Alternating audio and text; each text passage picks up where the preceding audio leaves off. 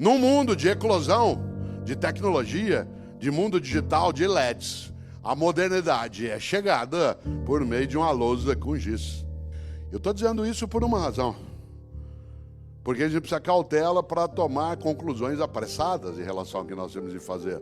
A principal marca e tarefa que temos de partilhar com as outras gerações que conosco convivem nessa contemporaneidade é construirmos uma trilha de propósitos em que a gente não admita a mediocridade como sendo nosso horizonte, em qualquer área, no âmbito da política, da religião, da profissão, do negócio. Claro, afinal de contas, os caminhos são múltiplos, só que há um contributo imenso das gerações que estão chegando e há um contributo imenso das outras gerações que já estavam. Isto é, muita gente aqui tem muito mais idade, como é o meu caso, do que os jovens que entrarão na nossa sala de aula ou entram na nossa sala de aula. Há muita coisa que eu posso contribuir e o contrário também. Parece óbvio, nem sempre se admite essa percepção de ambos os lados. Há hoje, por parte, como eu dizia, de uma parcela das novas gerações, uma certa mitificação do passado. Alguns, por exemplo, decidiram, e vem fazendo, ir buscar suas raízes nos países da onde os seus ancestrais vieram, que é uma viagem quase que de natureza ontológica, para usar um termo da filosofia, em que se vai para o lugar onde os avós ou os bisavós vieram, né? Porque nossos avós e bisavós vieram, às vezes, de outros países, como é o caso da quase totalidade de nós aqui, mas eles queriam deixar aquele lugar que vieram para trás, porque aquilo, se alguém vivesse num lugar onde ele pudesse ficar, teria ficado, e veio porque não podia ficar, e ao vir quis romper.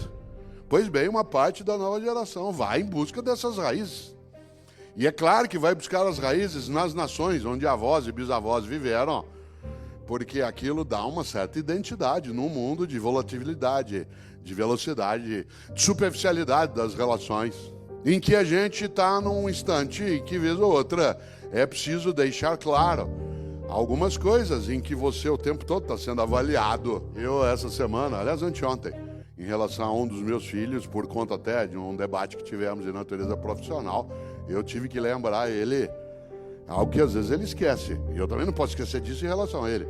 Mas eu tive que lembrar ele por escrito. Você não é nem meu juiz e nem meu avaliador. Não é você que decide e nem eu estou pedindo para você me avaliar. Claro que ele pode falar a mesma coisa para mim, ambos somos adultos. Aí diz assim, não, mas você tem o direito de fazê-lo, você é o pai dele. A relação de adultos pressupõe uma capacidade de equidade. Claro que a minha responsabilidade, a noção de reverência e respeito, ela coloca uma outra condição também. Mas nós hoje temos relações em que o mundo digital, por exemplo, nos colocou sob perspectiva o tempo todo. Eu, por exemplo, estou nas redes sociais, escrevo livros, faço comentário de TV e de rádio, sou professor. O número de pessoas que decidiu que ela pode palpitar sobre a minha existência, sobre as minhas escolhas, minhas opções, o que eu falo, o que eu escrevo, é imenso. Você já imaginou?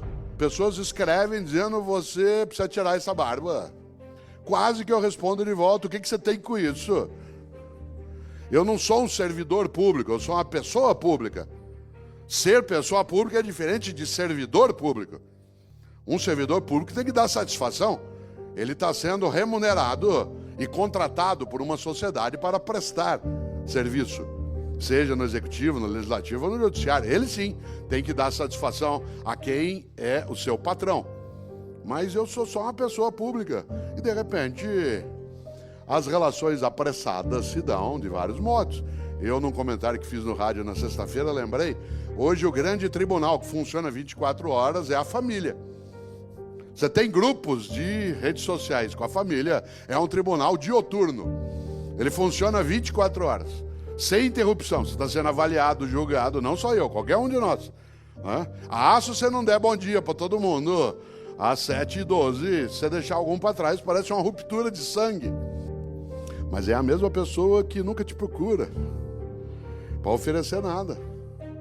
Teu celular tocou. Hoje a gente tem identificador de chamada. Você vê o nome, você sabe que a pessoa vai pedir alguma coisa para você. Ela nunca liga para te oferecer um saco de manga, um litro de jabuticaba.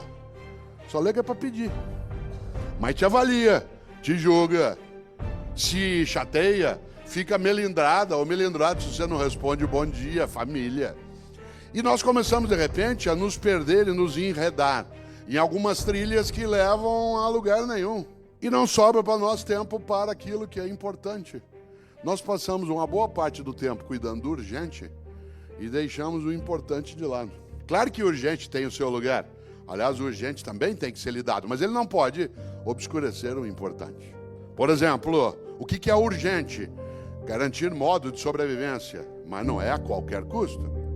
O que é urgente? É você lidar com aquilo que é a tua tarefa, que aliás te dá o retorno em relação às tuas condições, mas ela não é exclusiva. Uma parte de nós, repito, se dedica e está formando novas gerações com a perspectiva do urgente, deixando de lado o importante. O que é o importante? O importante é aquilo que faz com que a vida tenha propósito. Afinal, um dia partimos. E meu avô Ettore, italiano, todos os dias, quando nós, os netos, acordávamos de manhã, e ele vivia no interior de São Paulo, e quando a gente lá estava e podia encontrá-lo, meu avô, todos os dias, quando a gente acordava, ele nos perguntava sempre duas coisas. Eu passei a vida perguntando isso aos meus filhos, e agora, quando posso, pergunto aos meus netos. Todos os dias, assim que a gente acordava, ele perguntava: quais são os teus planos para o futuro? Todos os dias. Isso era irritante, porque isso nos obrigava a ter que pensar em futuro. E eu só queria aproveitar aquele momento. E ele dizia: não é para você não aproveitar, apenas que você não pode só aproveitar o momento.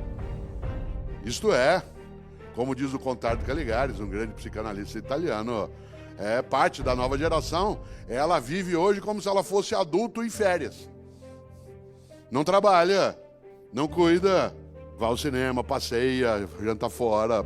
Ela vive como se ela fosse um adulto em férias. Claro, e aí cai numa armadilha. Confunde desejos com direitos. Eu quero, você tem que me dar. Você deu é pouco, quero mais.